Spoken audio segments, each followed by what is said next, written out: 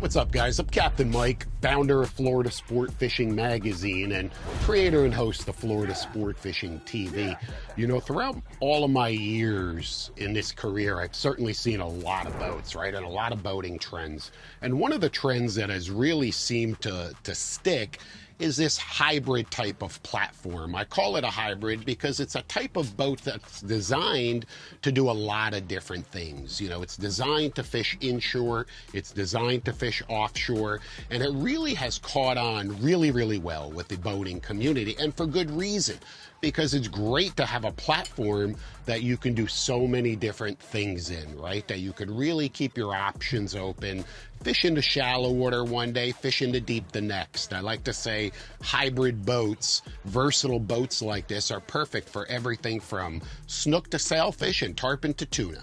Okay, you can do it all, certainly if you pick your conditions, etc. So a lot of companies have come out with these hybrid style boats, and they're generally in the 25 to 28, 29 foot range, somewhere in that ballpark. Still trailerable. You don't need a big, super duty truck. So that also makes it convenient. Relatively affordable, of course, so that's another advantage to the boat, and very family friendly, because not only do you have a hardcore fishing platform for guys like you and me, but we've got an ultimate sandbar party as well for the ladies, the kids. Like I said, the versatility is endless. So throughout these years, I've seen a lot of boats like this, and recently I've had an opportunity to spend quite a bit of time on this SeaHunter 28 Floridian. This is their version of that versatile platform. And understand that I've spent a lot of time on other manufacturers' models in the same class. So I've got a really good, I feel kind of feeling, right, as to what works, what doesn't, what I like, what I don't. So I wanted to share that with you, because if you're in the market for a boat in this class, I don't know, this might be the right boat for you, it might not. Certainly, I believe it is, but nevertheless, I want you to make an educated decision. And the only way that you're going to do that is to really get to know the boat one-on-one from an interesting perspective. I'm not going to share with you the same thing that the sales guys would, the sales team. Let me tell you something. The entire sales team at SeaHunter knows each of these models better than literally the back of their hands. It's incredible. I don't. I'm not a SeaHunter salesperson, nor do I want to be. I'm a fisherman. Okay? I'm a hardcore angler who spends his life on the water educating anglers. And that's my perspective, and that's what I wanted to share with you. And then from this point, you go on, make an educated decision. I encourage you, go out there, look at all of the competitors' boats and compare them all. Don't make a overnight impulse decision. No, take your time. Do it right, and at the end of the day, I'm sure you'll find the perfect boat for you. So let's get started here. And once again, if you want to know more about the factory, the sales process, whatever, I'm not the guy for that. I'm the guy for fishing, running a boat, and once again, that's what I want to share with you. So let's start at the helm, okay? First and foremost, you just don't feel like you're on a small boat of any class. I feel like I'm on a 30-something foot center console. That's what I feel like. I've got this big console, two nice safe grab handles. I have a huge dash, huge. And understand, look, you guys know I'm a Furuno guy. That's my gig, right? This loaner test boat, okay, it's outfitted with garments, but you get the idea. Two multifunction displays, autopilot, vessel view, audio system, ignition, steering system, VHF, everything I need is right here. Jack plate gauge, and like all SeaHunters, I've got all of my switch panels protected from the elements, tucked away above all of the equipment. And I've had some people question it, and I'm going to tell you, boy, does it grow on you. It grows on you very quickly, and you come to realize that every single one of those buttons is very important to you. And you know what? Every single time I want to toggle one of those switches, I want it to work. When it doesn't, I get a bad attitude. Okay, I do. And it changes the atmosphere of everything, and I don't like that. So I love the reliability and the dependability of having all of the important toggle switches protected no matter the scenario. I've seen horror stories where water's just pouring on a dash on other boats, and it's just a disaster. That's never going to happen with this 28 Floridian, first and foremost. So plenty of room, protected, Okay, I mean, that's not going anywhere. Lockable, huge area here. There are the remote controls for twin power poles, electric trolling motor, everything is right there. Of course, your phone, keys, wallet, whatever it is that you'd like to keep there, plenty of room. Couple of beverage holders, trim tab holders, jack plate, obviously my throttle. This boat is equipped with a pair of Mercury V8 300s. Just an absolutely perfect combination for the 28 Floridian, but certainly there's a lot of power options. You may want to opt for Mercury V10 400s. I don't know, it's your call. But again, with the 300s, the boat performs exceptionally well. Getting back to it, I also have the tilt steering, so I'm super comfortable, but the bottom line is it's a big console.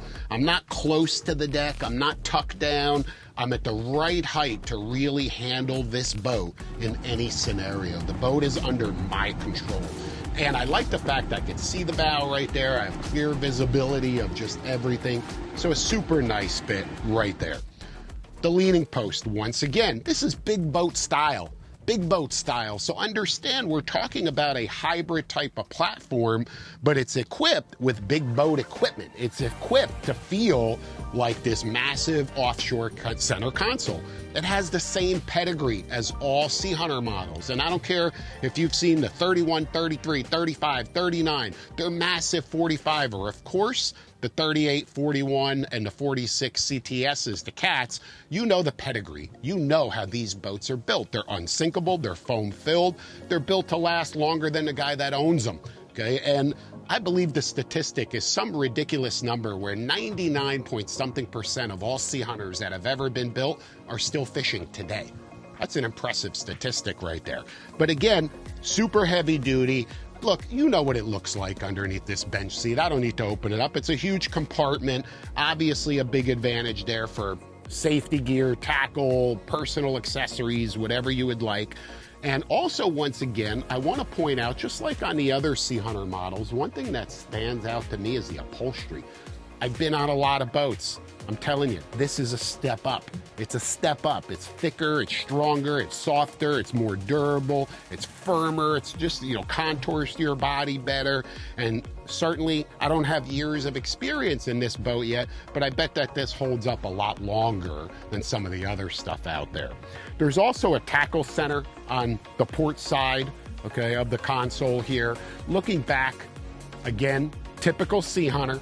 We've got 5 rod holders here, 4 beverage holders, plenty of room to obviously have your gear, have your beverages, a massive tackle center right here accessible, so you could have all of your rods right here.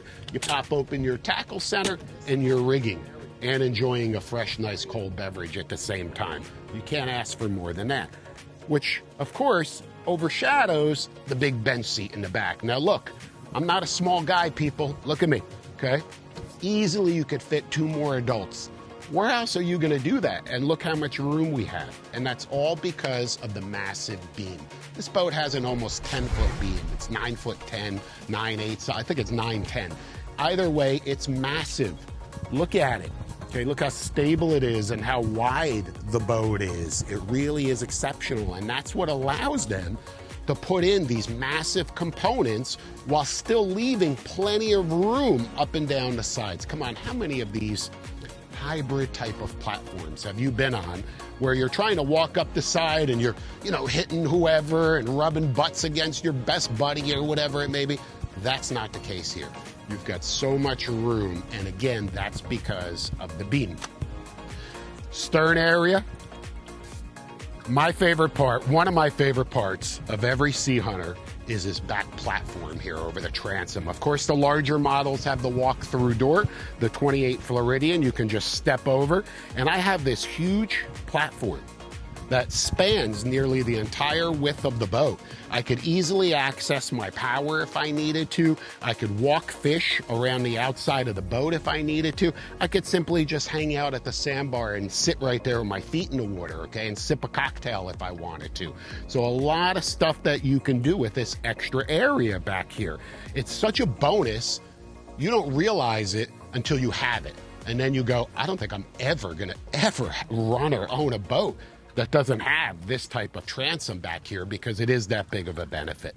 As you can see, this particular boat has a pair of power poles. That's completely up to you. You can outfit these things however you would like to, okay? If you want to take more of the inshore side and say, hey, I'm going to put on a trolling motor, I'm going to put 2 power poles on, do it. Okay, and that's really going to make your shallow water, inshore, estuary, river, backcountry fishing that much easier and that much more productive.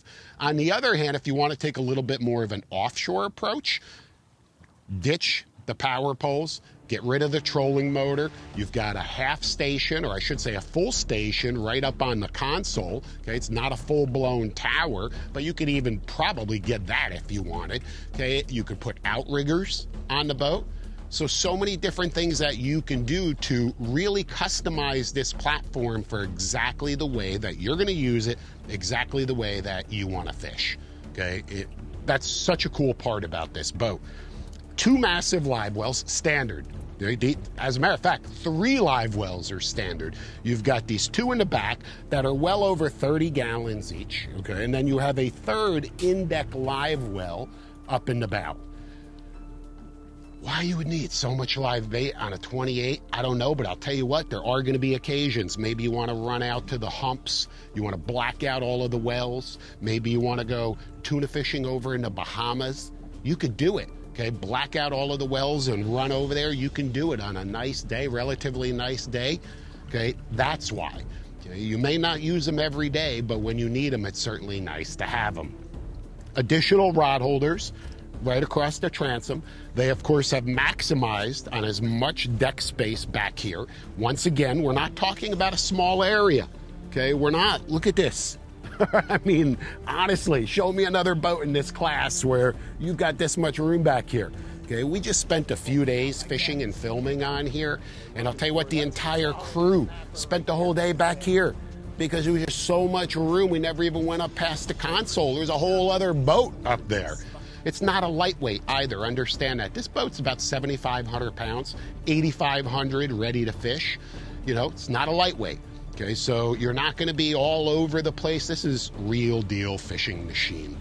I should mention, you know, we were talking about sitting on this bench, obviously a huge insulated food and beverage cooler right there. That goes without saying. You've got a giant insulated fish box right here, but it's not only the size of this hatch. Check this out. A little dirty, but it goes all the way back there, all the way back. So it reaches to back here. Really big fish box, very, very well insulated. Another one on the port side.